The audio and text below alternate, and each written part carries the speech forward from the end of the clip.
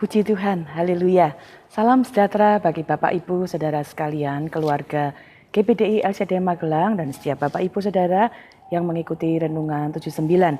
Hari ini kita akan bersama-sama merenungkan lagi kebenaran firman Tuhan. Tema yang kita akan pelajari bersama hari ini adalah kata mengelak. Ya, mengelak itu punya beberapa arti, ya, di antaranya menghindari.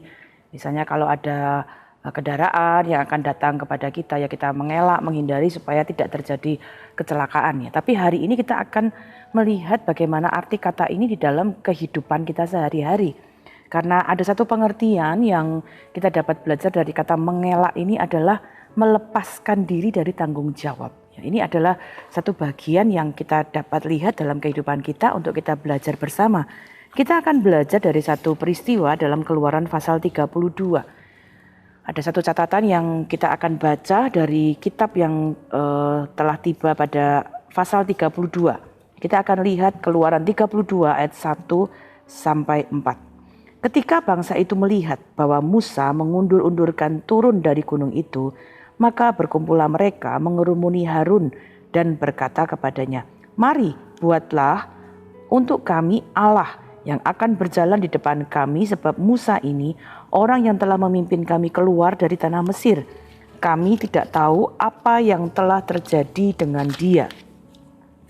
Lalu berkatalah Harun kepada mereka, "Tanggalkanlah anting-anting emas yang ada pada telinga istrimu, anakmu laki-laki dan perempuan, dan bawalah semuanya kepadaku."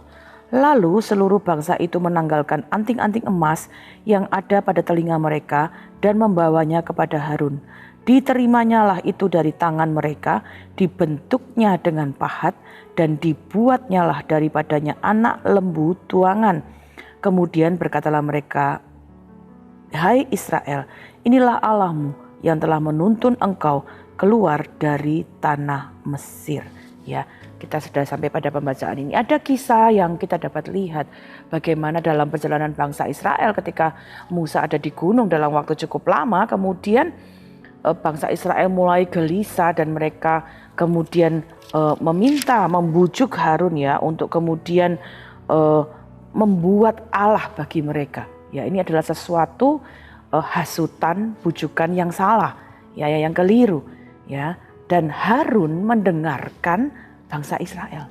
Harun mendengarkan bujukan, Harun mendengarkan hasutan bangsa Israel. Yang kemudian terjadi adalah yang kita baca tadi. Harun kemudian berinisiatif untuk meminta bangsa Israel mengumpulkan perhiasan emas, anting-anting, ya, dari ibu-ibu, anak-anak untuk dikumpulkan. Lalu kemudian ayat yang kita baca tadi, tahap selanjutnya itu berlangsung semakin dalam. Harun meminta mereka mengumpulkan, dia kemudian menerimanya, kemudian tadi kita baca membentuk perhiasan-perhiasan emas itu, memahatnya menjadi anak lembu tuangan, dan kemudian setelah itu ya, memberitahu kepada bangsa Israel untuk kemudian anak lembu itu sebagai Allah mereka, sehingga bangsa Israel kemudian jatuh di dalam penyembahan yang sangat jahat, ya. Harun terlibat di dalam kejahatan yang sangat luar biasa. Dan keterlibatannya adalah keterlibatan yang sangat dalam. Karena apa? Hal itu mempengaruhi, ya, bangsa Israel, mempengaruhi banyak orang dan membuat mereka jatuh di dalam dosa. Jadi tidak heran ketika kemudian kita baca di dalam pasal 32 ini, ketika akhirnya Musa turun dari gunung dan melihat hal ini, Musa sangat marah, ya, amarahnya sangat besar, dan dia menegur Harun atas kesalahan Harun. Ya, kita akan lihat bagaimana Musa begitu marah dengan apa yang dilakukan oleh Harun ini pada ayat 21. Tetap di Keluaran 32 ayat 21. Lalu berkatalah Musa kepada Harun, apakah yang dilakukan bangsa ini kepadamu sehingga engkau mendatangkan dosa yang sebesar itu kepada mereka? Ya.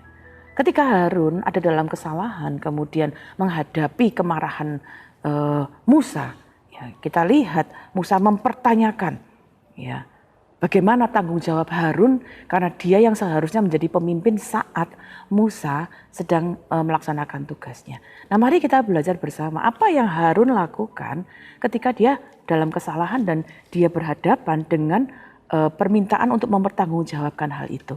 Ya, kadang-kadang kita juga akan melihat bagaimana hal ini terjadi dalam kehidupan kita. Tapi mari kita akan melihat dulu apa yang dilakukan oleh Harun. Ternyata kemudian kita akan melihat bagaimana jawaban Harun. Ayat 22 sampai 23. Tetapi jawab Harun, janganlah bangkit amarah Tuanku. Engkau sendiri tahu bahwa bangsa ini jahat semata-mata. Mereka berkata kepadaku, buatlah untuk kami Allah yang akan berjalan di depan kami. Sebab Musa ini orang yang telah memimpin kami keluar dari tanah Mesir. Kami tidak tahu apa yang telah terjadi dengan dia. Lalu aku berkata kepada mereka, siapa yang empunya emas haruslah menanggalkannya. Mereka memberikannya kepadaku dan aku melemparkannya ke dalam api dan keluarlah anak lembu itu.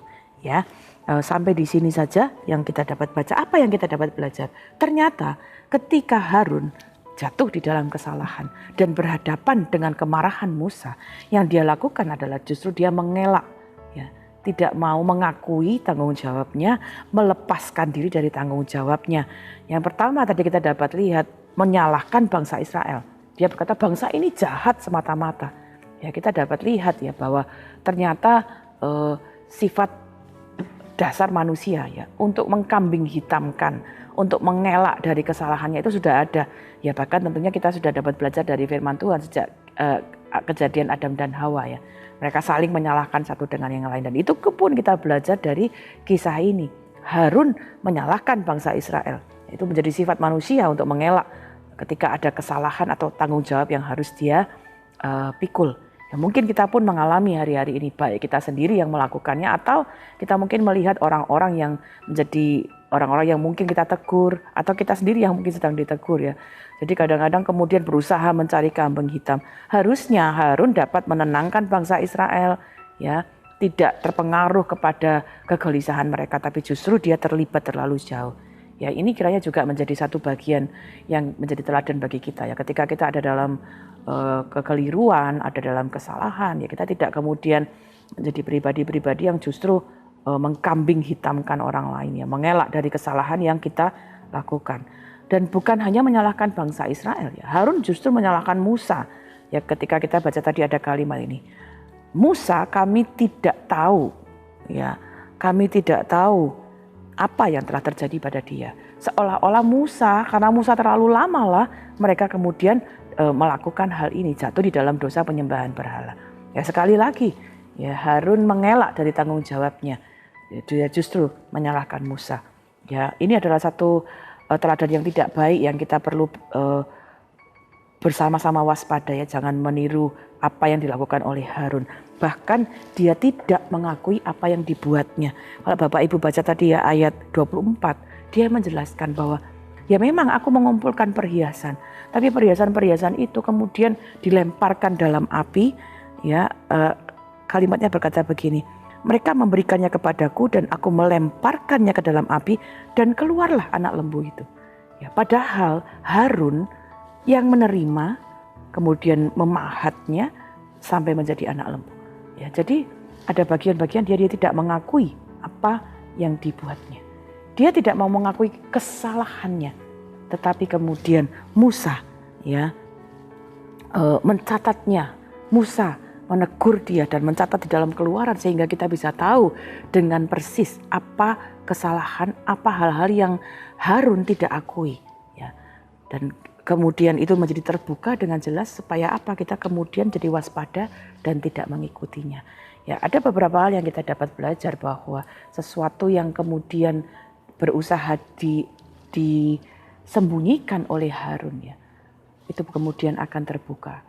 Tidak ada yang tersembunyi di hadapan Tuhan. Ketika dia ada di dalam dosa, di dalam kesalahan, dia berusaha mengelak dengan sedemikian rupa, menyalahkan bangsa Israel, menyalahkan Musa, ya bahkan tidak mengakui perbuatannya. Tetapi kemudian itu semua terbuka. Karena itu hari ini mari kita belajar dari peristiwa ini ya. Ketika karena satu dan lain hal kita jatuh di dalam kesalahan, jatuh di dalam hal-hal yang keliru. Mari kita belajar, jangan mengelak. Tapi apa yang kita harus lakukan?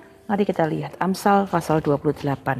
Ketika kita jatuh di dalam kesalahan, pelanggaran, ya, apa yang kita harus lakukan? Amsal 28 ayat 13.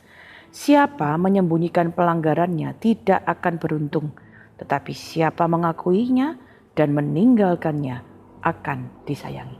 Bapak, Ibu, Saudara, kita sebagai manusia tidak terlepas dari pelanggaran. Kita manusia tidak terlepas dari kesalahan. Apabila satu waktu kita jatuh dalam pelanggaran, kesalahan, dan bahkan kita mungkin harus berhadapan dengan teguran, berhadapan dengan kemarahan, ya, mari belajar untuk kita kemudian tidak menyembunyikannya, tidak mengelak, dan bahkan menyalahkan orang lain. Tapi kita belajar untuk mengakui dan meninggalkannya. Dan firman Allah berkata, siapa mengakui dan meninggalkannya akan disayangi Tuhan. Karena itu saya percaya setiap kita rindu menjadi pribadi yang disayang oleh Tuhan. Mari hidup di dalam kejujuran. Kalaupun ada pelanggaran, segera akui dan tinggalkan itu dan terus berjalan dalam kebenaran. Kasih Tuhan akan menjadi bagian yang menyertai kita. Amin. Mari bersama-sama kita berdoa. Bapa dalam surga, terima kasih kami dapat belajar dari apa yang kami baca. Biarlah Tuhan akan menolong kami untuk tidak mengikuti apa yang dilakukan Harun ketika ada dalam pelanggaran-pelanggaran, menyalahkan orang-orang yang lain, bahkan tidak mengakui apa yang dilakukannya. Tapi tolong kami menjadi pribadi-pribadi yang dengan besar hati, kalaupun ada di dalam kesalahan, mengakui dan meninggalkannya. Dan kami percaya kasih Tuhan akan memulihkan, kasih Tuhan yang akan menuntun kami dalam kebenaran. Berkati seluruh keluarga besar GBDI LCD Magelang, supaya kami terus hidup dalam kebenaran-Mu. Kami hidup di dalam ketaatan kepada Engkau, supaya berkat Tuhan, kasih Tuhanlah yang menjadi bagian dalam hidup kami. Tolong kami berani untuk jujur, berani untuk kemudian mengakui kalau ada pelanggaran dan kesalahan dan meninggalkannya, sehingga kasih Tuhanlah yang menjadi berkat dalam kehidupan kami. Terima kasih Bapa yang baik. Tuhan Yesus, kiranya Engkau menurut kekayaan kemuliaan-Mu menguatkan dan meneguhkan seluruh keluarga GBDI LCD Magelang oleh Roh-Mu dalam batin kami, sehingga oleh iman Kristus diam di dalam hati kami dan kami berakar serta berdasar di dalam kasih. Kami mengucap syukur untuk firman-Mu di dalam nama Tuhan Yesus Kristus. Haleluya. Amin.